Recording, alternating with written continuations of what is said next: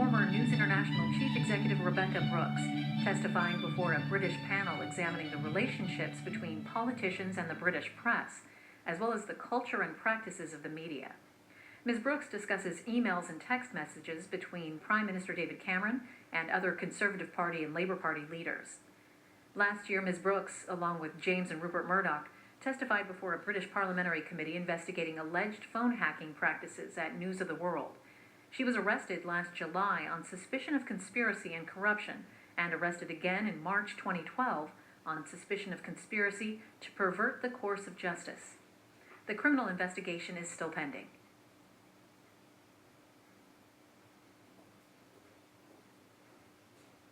Yes, Mr. James.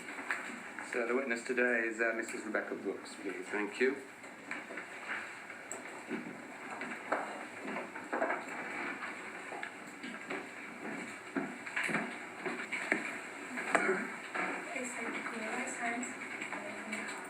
I swear by Almighty God that the evidence I shall give shall be the whole truth, the truth, the whole truth, and nothing but the truth. Your full name, please, Mrs. Brooks. Rebekay Mary BROOKS. Can I ask you, please, to look at the large file in front of you and identify the two witness statements you have provided us with. The first is under tab 1, a statement dated the 14th of October of last year, and secondly, under tab 2, a statement dated the 2nd of May of this year. The principal focus today will be on the second statement, but are you content to confirm the truth of both statements? Now, attempt a timeline of your career, Mrs. Brooks. Tell me if I make any mistakes. You joined News International on the Sunday magazine of the News of the World in 1989, is that right? That's right. In 1995, you were appointed Deputy Editor of the News of the World under Mr. Hall. 1998, appointed Deputy Editor of The Sun under Mr. Yelland. And in May 2000, Editor of the News of the World, aged 31, is that right? Yes, that's right, yeah. Editor of The Sun, January, I think, 2003. Yes. CEO of News International. Can we be clear of the dates here, though, because there's been some doubt about it. Was the announcement of your appointment in June 2009, but you took up the job formally on the 2nd of September 2009? That's correct, yes. And then you resigned on the 17th of July 2011, I believe. 15th of July. And so we're completely clear about the constraints bearing on your evidence. You're under police investigation in the context of Operation Wheating, Operation Elfden, and also for allegedly perverting the course of justice. Is that true? Yes, Mrs. Brooks. I'm grateful to you for the obvious care you've put into the statements that you made, and I'm conscious of the difficulty that the time must be for you. The other constraints which are borne upon you may relate to documents, including emails and texts, or more particularly their absence. May I ask you please to look at paragraph 30 of your second witness statement, which is our page 02577. Yes. You make it clear there that you have had reference to a diary which was kept by your former PA. May we be clear, though, what sort of diary we're talking about? Is it an ordinary desk diary, or is it an Alistair Campbell type of diary? No, it's definitely not an Alistair Campbell diary. It's my PA's old desk diaries, so the appointments in there are not the complete picture, and it's difficult to know whether actually some of the meetings took place. So I've done my best to give you a schedule, but it's more of a flavour than precise diary. So it's a schedule of appointments, but it's not a narrative of what was discussed on any particular occasion. No. Is that fair? Paragraph 31, Mrs. Brooks. You say that since your departure from News International, you've had no access to your work emails. However, the emails and texts that were on my BlackBerry at the time I left News International were imaged and saved. So does it follow that your work email account was blocked to you in some way, or did something different happen? No, I think it was blocked on the day I left. And when you say that BlackBerry emails and texts were imaged and saved, can you tell us approximately when those events occurred? So my BlackBerry was imaged by my legal team when it was returned from the MPS, and it contained, I think, about 6 weeks of emails and less so of text, but about a month of texts. But we had to image them, and we had some problems with that. So approximately when was your BlackBerry returned by the MPS? I think about 3 weeks later, maybe longer. Can you give us a month, please, so that we... Oh, sorry, in July. 2011, obviously. And so we have, as you explain, emails and texts which only cover a limited period from the beginning of June 2011 until, you say, the 17th of July, maybe the 15th of July, the 17th of July. I think it was the 17th. And you also confirm that there is nothing of relevance to this inquiry in your private accounts, for which, of course, you're referring to private email accounts. Is that right? That's correct. Does it follow, then, that any emails you might have had with politicians would only have been through your NI email account? That's correct. And any text message contact with politicians would only have been on your BlackBerry, which was a work BlackBerry. There was no other mobile phone.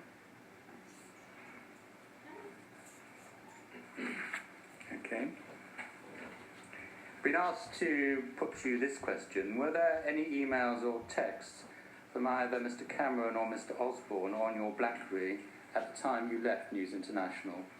No, although when we got the image back, there was one from Mr. Cameron that was compressed, so in June, but there's no content in it. So it's a complete mystery what, if anything, it might contain, is that right? Did you receive messages of commiseration or support from politicians in July 2011 in particular? Some. Either directly or indirectly, is that right? Mainly indirectly. Yes.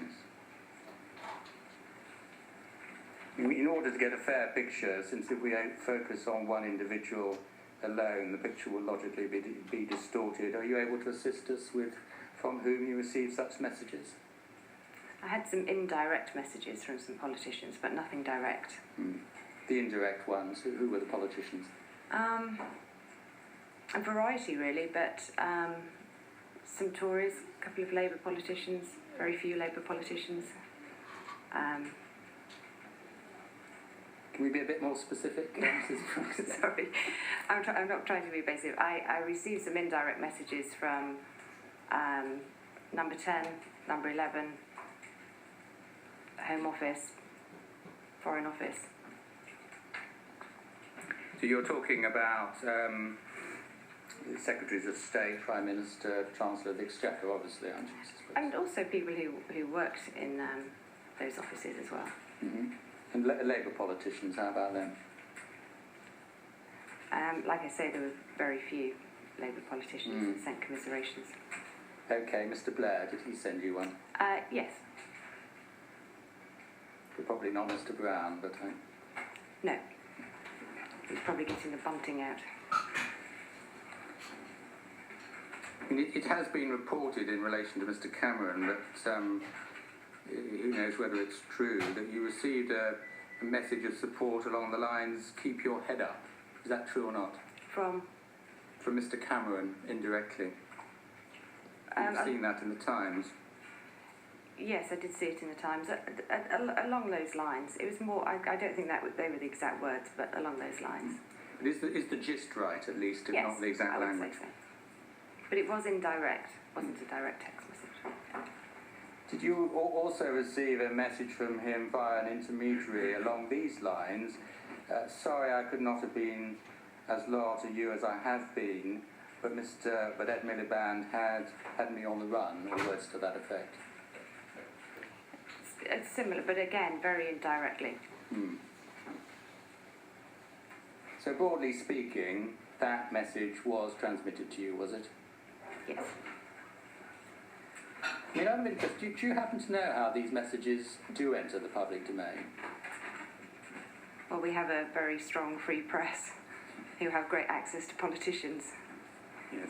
So We may be coming back to that, but you can't be of any more particularity than that, can you, Mrs. Brooks? journalists doing their job. Mr. Cameron also said publicly, we all got too close to News International, or worse to that effect. Was that a view he ever communicated to you personally? No.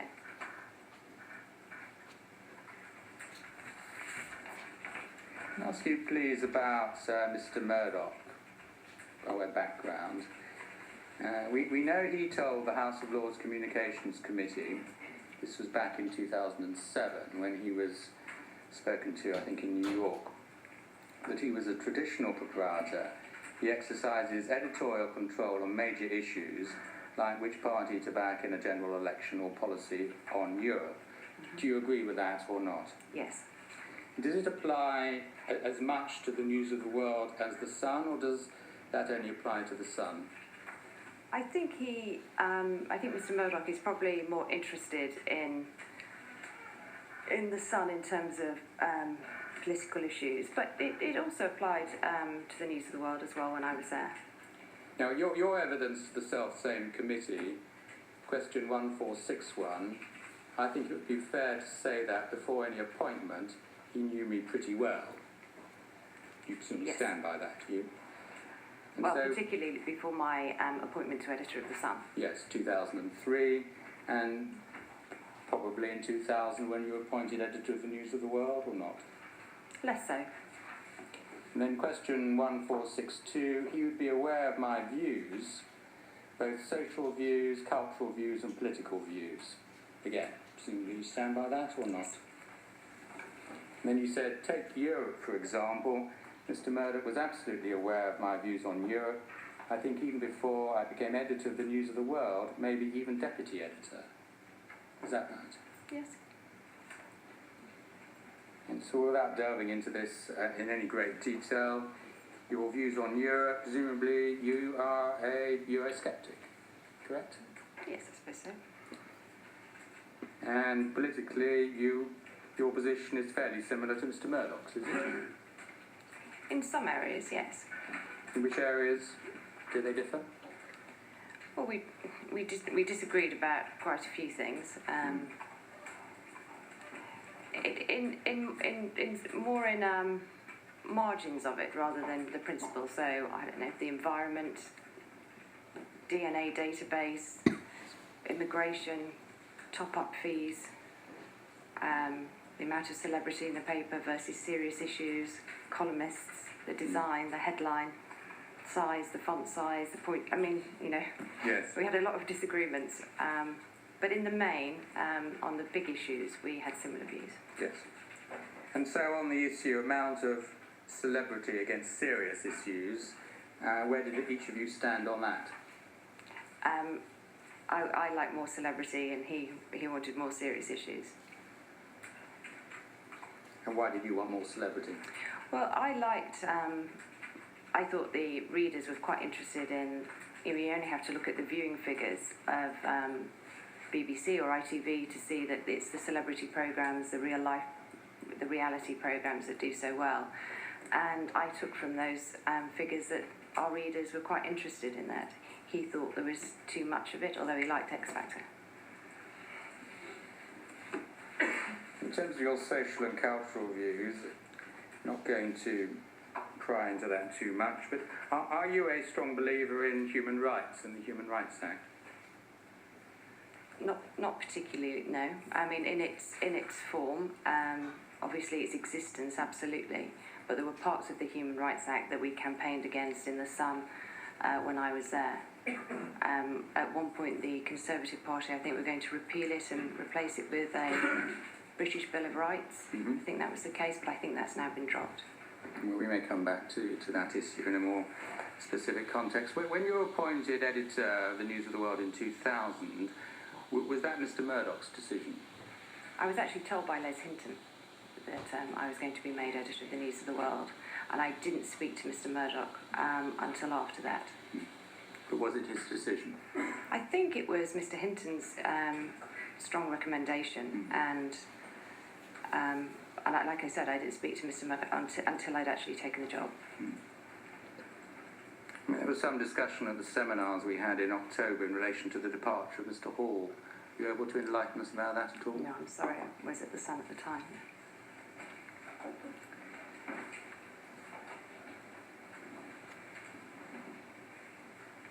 Would the editorial line you took in particular in relation to the Sun reflect Mr. Murdoch's thinking? Well, I think, as I say in my witness statement, it really is important to differentiate between Mr. Murdoch's thinking, my thinking, the political team's thinking, and the thinking of the readers. I mean, I know I'd spend a lot of time on it in my witness statement, but it's to get across the point that, you know, it was the readers' views were always reflected in any policy or politician or political party. So I know Mr. Murdoch, when he gave evidence, he said, if they want to know what I think, read the Sun editorials. But I don't think he was being totally literal about that. Well, what his evidence was exactly, if you want to judge my thinking, look at the Sun. Those were the exact words Yes. he used. I don't think that, well, whether it was a ill-guarded remark or not, it's not for me to say, but some might think it was a considered response to a question, in fact, from Lord Justice Leveson. You'll recall that, won't you? I don't think it was ill-guarded. I'm just saying I don't think it was literal. Why not then? Because there were lots of things in the Sun that wouldn't reflect his views. I think he meant on the big points, not on the minutiae. Okay. Would you agree with that? I'll accept that. Paragraph 12 of your witness statement, I'm always now on your second statement.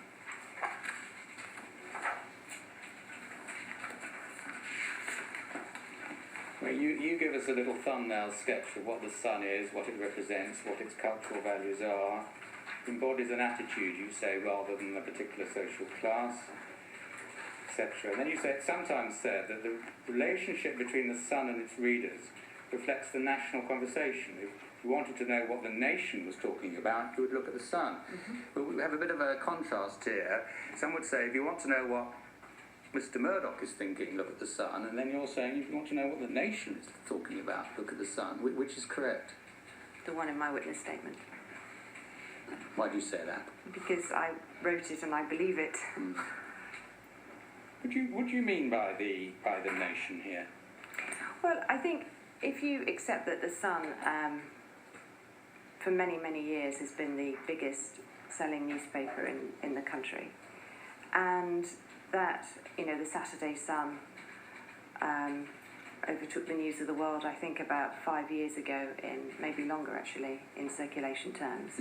So you have this huge readership. I don't know what the exact figure is today, but we always use it as sort of 8 million. The paper next to that is the Daily Mail, which is 6 million. So I think I'm basing it on such a large percentage of the British population who would come in contact with the Sun. They may not read it every day,